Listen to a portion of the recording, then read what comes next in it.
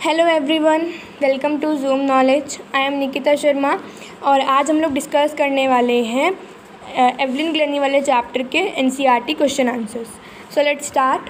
तो पहला क्वेश्चन कहता है, how old was Evelyn when she went to the Royal Academy of Music. जब एवलिन आपकी जो थी वो रॉयल अकेडमी ऑफ म्यूज़िक में गई थी तो वो कितने साल की थी? तो Evelyn was 17 years old when she went to the Royal Academy of Science. कितनी ईयर्स की थी वो? 17 ईयर्स की थी। ठीक है, 17 ईयर्स की थी, 17 साल की थी। चलिए सेकंड क्वेश्चन है, when was her deafness first notice, when was it confirmed. तो उसको कब पता चला, मतलब उसके बहरेपन को पहली बार कब गौर किया गया, ठीक है, और उसको कब सुनिश्चित भी किया गया, ठीक है, कब उसको सुनिश्चित किया गया कि हाँ वो सच में बहरी है, कंफर्म कब हुआ वो।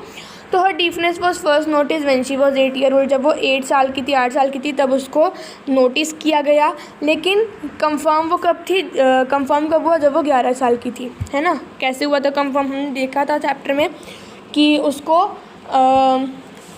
उसके लिए बुलाया गया था, है ना, पियानो को प्ले करने के लिए, लेकिन उसने वो मूव ही नहीं करी, तो तब उसको कंफर्म हो गया कि वो डीफ है। सेकेंड पार्ट में इसका आपको 30 to 40 वर्ड्स में इसका आंसर करना है। तो पहला क्वेश्चन है, who helped her to continue with music, what did he do and से।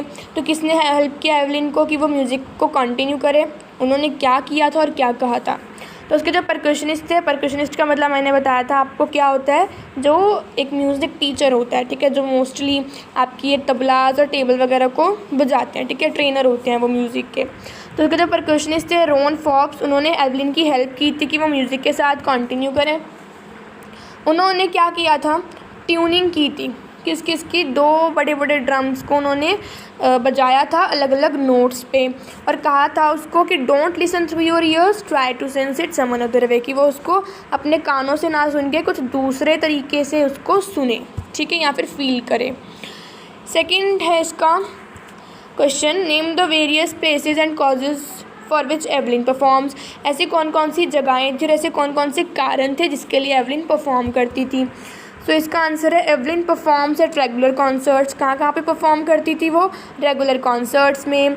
She also give free concerts in prisons and hospitals. Jail में या फिर हॉस्पिटल्स में भी वो फ्री कॉन्सर्ट्स देती थी। She also give high priority to classes for young musician. और जो यंग म्यूजिशियंस थे उनको भी वो हाई प्रायोरिटी पर रखती थी, मतलब उनको भी वो कभी कभी गाइड कर दिया करती थी। अच्छा, इस क्वेश्चन में आपसे कॉज भी पूछा गया था, लेकिन अब इसमें आपको कॉज एक्सप्लेन नहीं किया हुआ है आंसर में।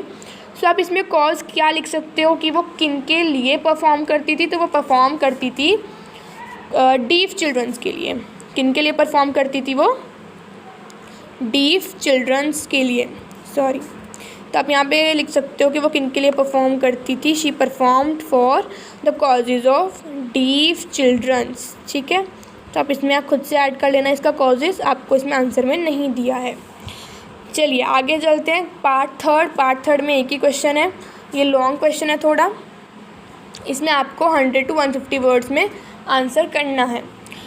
सो देखते हैं क्या question, how does Evelyn here music. अब एवलिन ने कैसे म्यूज़िक को हियर किया, वो कैसे म्यूज़िक को हियर करती थी, ठीक है, वो आपको बताना है पूरा। इसमें आपको प्रोसेस एक्सप्लेन कर देना है कि कैसे कैसे उसने म्यूज़िक को पहली बार सुना और कैसे वो सुनती थी। Evelyn hears music by sensing the notes in different parts of her body. Evelyn कैसे म्यूज़िक को सुनती थी? सेंसेशन की वजह से, जो उसको सनसनाहट होती थी, है ना, अपनी बॉडी के पार्ट्स से। रॉन फॉक्स जो उसके ट्रेनर थे, turns two drums to different notes and ask her not to listen it through her eyes through her ears but sense it in some another way. जो Ron fox थे, जो कि उसके trainer थे, वो उन्होंने उसको कहा कि वो इसको अपने ईयर्स के थ्रू ना सुने, इसको कुछ दूसरे तरीके से सुने, ठीक है। उन्होंने 2 ड्रम्स को बजाया था अलग अलग नोट्स पे। Then she realizes that she could feel the higher drum from the waist up and the lower drum from the waist down. तब एवलिन ने ऐसा रियलाइज़ किया कि वो क्या फील कर रही है, जो हायर ड्रम की साउंड है वो तो वो फील कर रही है अपने वेस्ट अप से, यानी कि कमर के ऊपर वाले हिस्से से, और कमर के नीचे वाले हिस्से से वो क्या फील कर रही है, लोअर ड्रम की नोट फील कर रही है, ठीक है, ये उसने फील किया।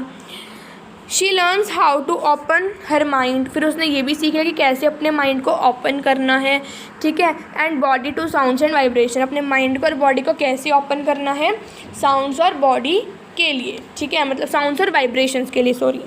कैसे अपने माइंड को ओपन और बॉडी को ओपन करना है, साउंड्स और वाइब्रेशंस के लिए। Repeating the same exercise with fob, Evelyn start discovering that she can sense certain notes in different parts of her body. अब उन्होंने ऐसे ही फॉब्स के साथ जो थे, जो रोन फॉब्स, उनके साथ उन्होंने ये करती गई एक्सरसाइज इसी तरह से, और फिर एक दिन फाइनली उसने डिस्कवर कर लिया कि वो सेंस कर सकती है, वो फील कर सकती है अलग अलग नोट्स को अपने बॉडी के अलग अलग पार्ट्स से। जब वो जाइलोफोन प्ले करती थी, अब जाइलोफोन मैंने आपको बताया था ना एक इंस्ट्रूमेंट होता है, तो जब वो जाइलोफोन प्ले करती थी तो she can sense the sound passing up the stick into her finger tips. तो वैसा फील होता था कि उस जो स्टिक होती है जाइलोफोन की, उससे सेंस आती है और उसकी फिंगर टिप्स तक, ठीक है, उससे लेकर उसकी फिंगर टिप्स तक सेंस होती है, उसको सेंसेशन होता था। By leaning against the drums, अब जब वो ड्रम्स बजाती थी तो she can feel the resonance flowing into her body, तो वो रेजोनेंस को फील करती थी। रेजोनेंस क्या होता है? किसी भी ध्वनि की गूंज जिसे हम बोलते हैं ना, वो फील करती थी। ऑन अ वुडन प्लेटफॉर्म, अब जब वो वुडन प्लेटफॉर्म पे परफॉर्म करती थी तो she removes her shoes so that the vibration passes through her bare feet up and up her legs. तो जब वो वुडन प्लेटफॉर्म पे परफॉर्म करती थी वो अपने शूज़ उतार लेती थी ताकि जो वाइब्रेशंस हैं, जो वो उसकी सेंसेशन है, वो उसकी नंगे पैरों से होकर उसकी लेग्स तक चली जाए, ठीक है। She says that music pores in through every part of her body, वो कहती है कि म्यूज़िक जो है वो उसकी बॉडी के हर एक पार्ट में बसा हुआ है। It टिंगल्स in the skin, her cheek bones and even in her hairs, वो उसके स्किन में, ठीक है, और उसके चीक बोन्स पर, इवन उसके हेयर्स में भी उसको ऐसा फील होता है, ठीक है, सनसनाहट पैदा करता है, ठीक है। तो ये हमने पूरा प्रोसेस एक्सप्लेन किया कि किस तरह से एवलिन को म्यूज़िक वो सुनती थी, ठीक है, कैसे वो सेंस करती थी म्यूज़िक को अपनी बॉडी के डिफरेंट पार्ट से। सो ये हमने सारे इसके एनसीईआरटी क्वेश्चंस को डिस्कवर किए, बहुत इजी क्वेश्चंस थे। सो अगर आपको हमारा ये वीडियो अच्छा लगता है तो प्लीज़ इसको अपने फ्रेंड्स के साथ शेयर कीजिए, लाइक कीजिए, सब्सक्राइब कीजिए, एंड कोई भी डाउट है तो अपने हमें कमेंट सेक्शन में ज़रूर डालेगा, ठीक है। तो यहाँ पे हमने सारे क्वेश्चंस को डिस्कस कर चुके हैं हम लोग। Thank you, have a nice day.